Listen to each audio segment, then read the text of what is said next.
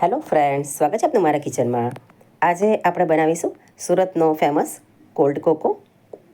તો cold cocoa બનાવવા માટે મેં અહીંયા 500 ml જેટલું દૂધ લીધેલું છે, અડધો લીટર દૂધ લીધેલું છે. અને બીજું મેં અહીંયા અડધી વાટકી જેટલું અલગથી દૂધ લીધેલું છે. તેની અંદર આપણે 2 પાવડર મિક્સ કરવાના છે. અહીંયા મેં 3 ચમચી જેટલો કોકો પાવડર લીધેલો છે. અને 2 ચમચી જેટલો મેં અહીંયા આ કોકો પાવડર છે. 2 ચમચી જેટલો મેં અહીંયા કોર્નફ્લોર કસ્ટર્ડ પાવડર લીધેલો છે. તમે કસ્ટર્ડ પાવડરની જગ્યાએ કોર્નફ્લોર પણ 2 ચમચી જેટલો ઉપયોગમાં લઈ શકો છો.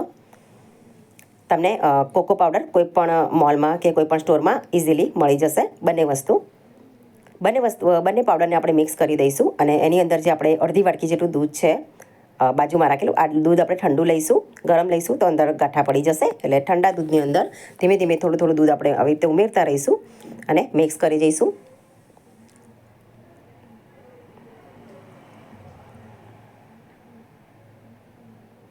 બંને પાવડરને, કસ્ટર્ડ પાવડર અને કોકો પાવડર બંનેને આપણે અડધી વાટકી દૂધમાં બરાબર મિક્સ કરી દઈશું.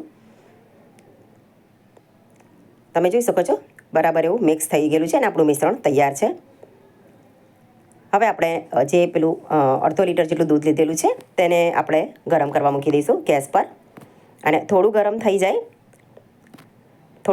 જાય એટલે આપણે જે બનાવેલું મિશ્રણ છે કોકો પાવડરનું અને કસ્ટર્ડ પાવડરનું તેની અંદર મિક્સ કરી દઈશું.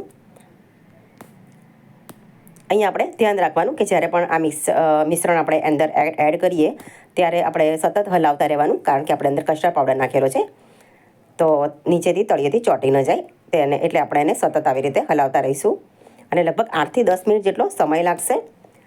હું અહીંયા 2 ચમચી જેટલી ખાંડ ઉમેરું છું. તમને જો ગળપણ વધારે ભાવતું હોય તો તમે 3 ચમચી જેટલી પણ ખાંડ અંદર ઉમેરી શકો છો. અને આવી રીતે આપણે એને હલાવતા રહીશું. જેમ ગેસની ફ્લેમ મીડિયમ રાખવાની. જેમ આપણે 2 થી 3-4 મિનિટ થઈ જશે પછી આ મિશ્રણ થોડું ઘટ થતું જશે.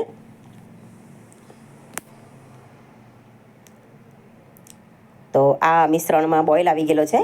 એટલે આવી રીતે 2-3 વખત બોઇલ આવે ત્યાં સુધી આપણે એને ઉકાળવાનું છે. ત્યાં સુધી આ મિશ્રણ એકદમ ઘટ્ટ થઈ જશે.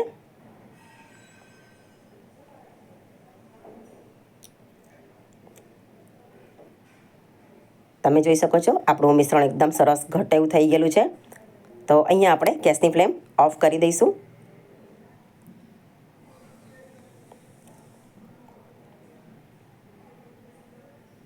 ગેસની ફ્લેમ ઓફ કરી અને આપણે એને ઠંડુ થવા દઈશું. રૂમ ટેમ્પરેચર પર આવી જાય ત્યારે એને આપણે 2 થી 3 કલાક ફ્રીઝમાં મૂકી દઈશું. તમે જોઈ શકો છો ફ્રીઝમાં મૂક્યા પછી એનું કન્સિસ્ટન્સી એકદમ આવી થઈ જશે.